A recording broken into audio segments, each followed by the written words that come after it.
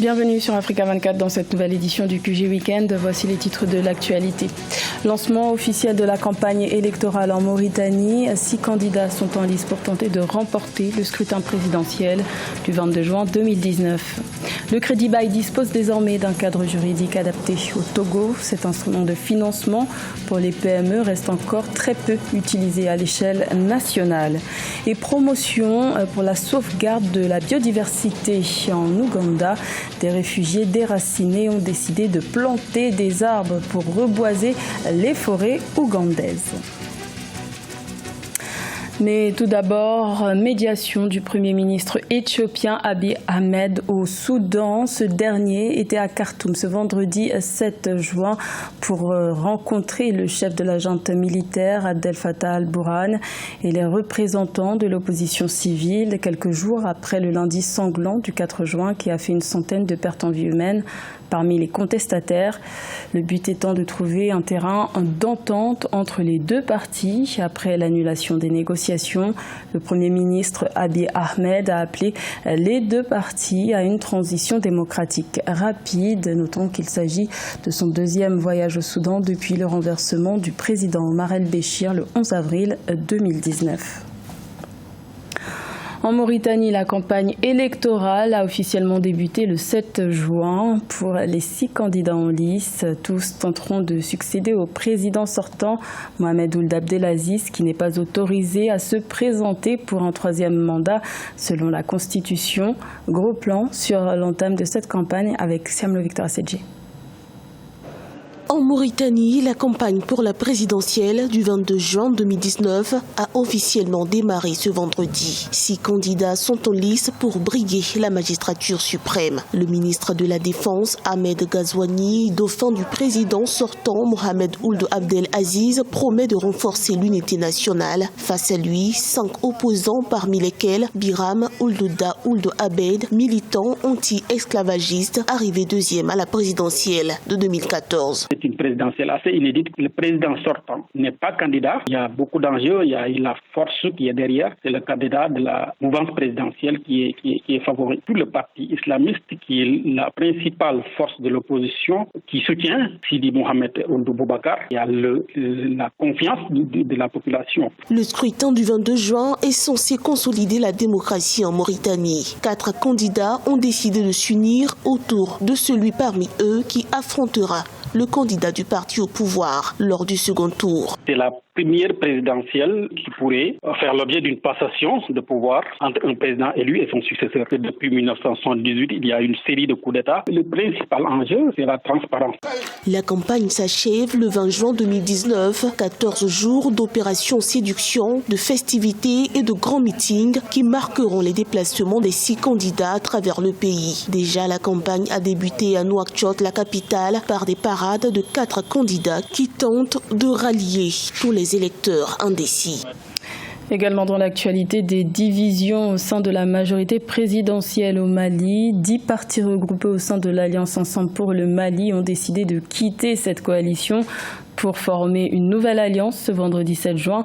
Il s'agit de l'Alliance Action républicaine pour le progrès. Elle se présente comme un nouveau pôle de soutien au président malien Ibrahim Boubacar Keïta et a déjà signé un accord politique avec le Premier ministre Boubou Cissé.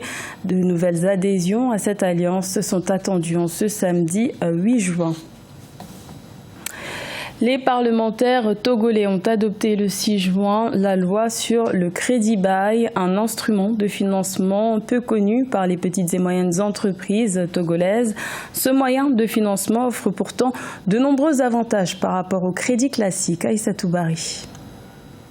Au Togo, la loi sur le crédit bail a été adoptée au Parlement. Le crédit bail ou leasing, très peu utilisé, est considéré comme un moyen efficace de financement du secteur privé, notamment des petites et moyennes entreprises et petites et moyennes industries, qui ont la possibilité de disposer par ce biais d'outils de production leur permettant d'accroître leurs revenus et leur rentabilité. L'adoption de la présente loi revêt donc une importance majeure et offre à notre pays un cadre juridique adéquat permettant au secteur bancaire d'améliorer l'accessibilité disponibilité du secteur privé au crédit pour accroître ses activités. Le marché du crédit bail est encore peu développé dans les pays de l'UEMOA. Il représente moins de 1% des actifs des établissements de crédit. Pourtant, cet outil alternatif de financement pourrait être la solution face aux difficultés auxquelles les PME et les startups font face. Ça marche pour certaines économies, comme aussi ça n'arrive pas à décoller pour d'autres, pour des raisons très simples. Parce qu'on reproche au crédit bail de son coût. Voilà, quand on revient à calculer le coût effectif du crédit bail, il se fait que généralement c'est plus élevé que le coût du financement classique. A priori, c'est plus facile puisque la garantie se prend sur le bien financé. Le projet de loi relatif au crédit bail est un texte communautaire visant à permettre aux pays de l'UEMOA de bénéficier des effets de levier qu'offre un tel mode de financement. Il faut souligner que le manque de financement dans l'Union est l'une des principales raisons de la forte précarité des entreprises qui constitue 80% à 90% du tissu économique. L'Ouganda, première terre d'asile en Afrique, bénéficie de la main verte des réfugiés. Ces derniers ont décidé de militer en faveur de la sauvegarde de l'environnement en reboisant des forêts ougandaises avec l'aide du Haut Commissariat des Nations Unies pour les réfugiés. Un sujet de Siam Victor Assedji. Bidal Abraham, un réfugié sud-soudanais, fait vivre la biodiversité. Ayant fui son pays à 3 reprises en raison de conflits armés, il s'est installé en Ouganda avec sa famille. La zone d'Omugo Extension qu'il a accueillie a reçu près de 30 000 réfugiés. Les activités anthropiques ont entraîné la destruction de plusieurs centaines d'arbres. Tout comme lui, de nombreux réfugiés fervents défenseurs de l'environnement se sont engagés à leur redonner vie. La première fois que je suis venu, il y avait beaucoup d'arbres et la troisième fois, les arbres ont considérablement diminué. Je ne suis pas le seul à avoir planté. Beaucoup d'autres réfugiés s'y investissent aussi. Le nombre de réfugiés en Ouganda n'a cessé de croître, atteignant plus d'1,2 million de personnes. Vu l'état de déforestation, le Haut Commissariat des Nations Unies pour les réfugiés et d'autres partenaires ont lancé des programmes de reboisement. Si plus d'1,1 million d'arbres ont été plantés depuis 2017, seulement 55% ont survécu.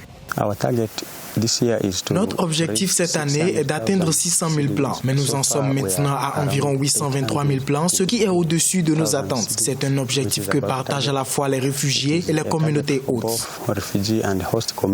Selon les experts, un arbre peut absorber jusqu'à 48 kg de dioxyde de carbone par an. Pour restaurer la flore, les autorités ougandaises prévoient de produire 8,4 millions de plants d'arbres en 2019 et redonner vie à des centaines d'hectares d'arbres au sein des réserves.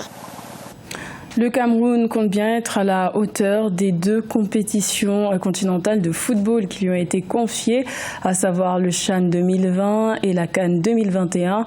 Pour cela, un comité chargé de l'organisation de ces tournois a été créé le 4 juin par décret présidentiel. Plus de détails avec Marie-Colette Babasagana. Le Cameroun est définitivement entré dans les préparatifs du championnat d'Afrique des Nations de football qu'il accueille en 2020. Avec la création du nouveau comité local d'organisation, le pays entame une étape cruciale. Le décret du chef de l'État Paul Biya du 4 juin 2019 porte sur la création, l'organisation et le fonctionnement de ce qui peut être considéré comme la cheville ouvrière du championnat d'Afrique des Nations de football 2020 et de la Coupe d'Afrique des Nations 2021. Déjà, c'est une innovation assez intéressante parce que nous avons vu en 2016, il y avait quand même quelques difficultés à souvent mettre la main sur le président du COCAN, qui est le ministre et qui a d'autres choses à gérer, n'est pas en dehors de présider tout simplement un COCAN. Après son retrait de l'organisation de la Coupe d'Afrique des Nations 2019, le Cameroun devra organiser plutôt la CAN 2021. Un défi de plus pour le nouveau comité local d'organisation qui sera mis en place dans les prochains mois. La difficulté que nous avons eue, c'est qu'effectivement, il y a eu un arrêt de travaux. Et cet arrêt de travaux est dû à des problèmes purement financiers. Rappelons que le décret signé le 4 juin 2019 par le président Paul Biya vient abroger celui du vendredi 11 août 2017 portant création d'un comité local d'organisation de la CAN 2019 retiré au Cameroun par la Confédération africaine de football le 30 novembre 2018. C'était le journal de la rédaction. Merci de l'avoir suivi. L'information continue sur Africa 24.